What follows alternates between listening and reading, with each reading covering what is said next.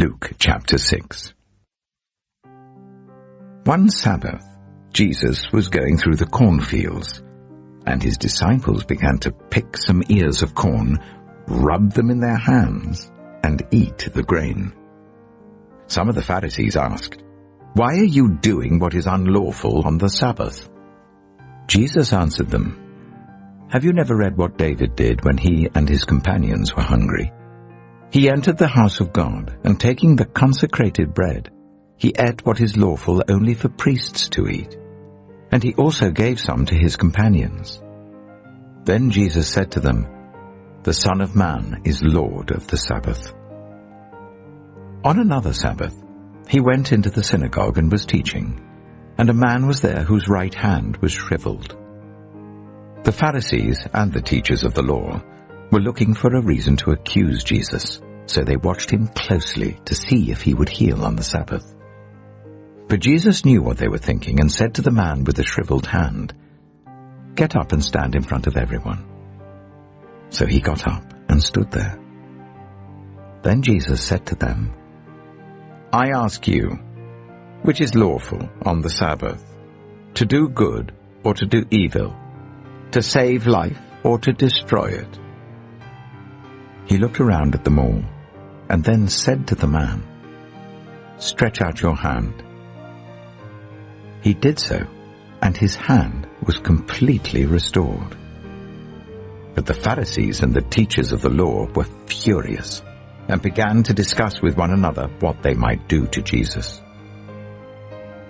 One of those days, Jesus went out to a mountainside to pray, and spent the night praying to God. When morning came, he called his disciples to him and chose 12 of them, whom he also designated apostles.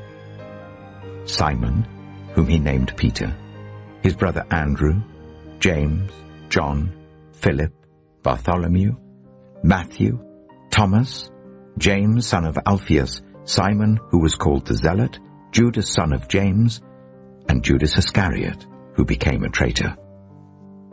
He went down with them and stood on a level place. A large crowd of his disciples was there, and a great number of people from all over Judea, from Jerusalem, and from the coastal region around Tyre and Sidon, who had come to hear him and to be healed of their diseases. Those troubled by impure spirits were cured, and all the people tried to touch him, because power was coming from him and healing them all. Looking at his disciples, he said, "Blessed are you who are poor, for yours is the kingdom of God. Blessed are you who hunger now, for you will be satisfied. Blessed are you who weep now, for you will laugh.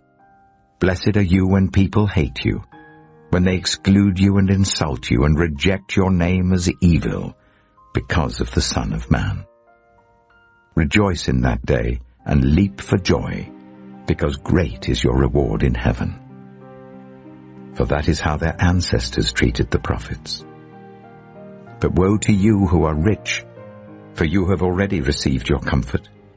Woe to you who are well fed now, for you will go hungry.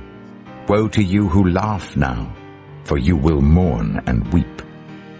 Woe to you when everyone speaks well of you, for that is how their ancestors treated the false prophets.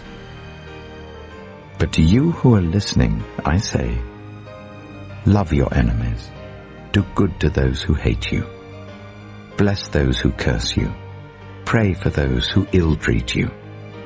If someone slaps you on one cheek, turn to them the other also. If someone takes your coat, do not withhold your shirt from them. Give to everyone who asks you, and if anyone takes what belongs to you, do not demand it back.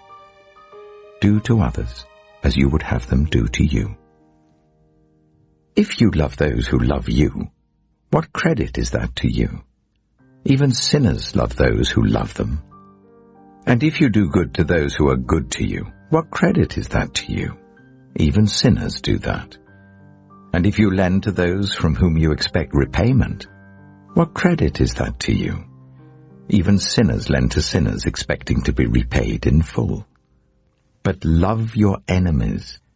Do good to them and lend to them without expecting to get anything back.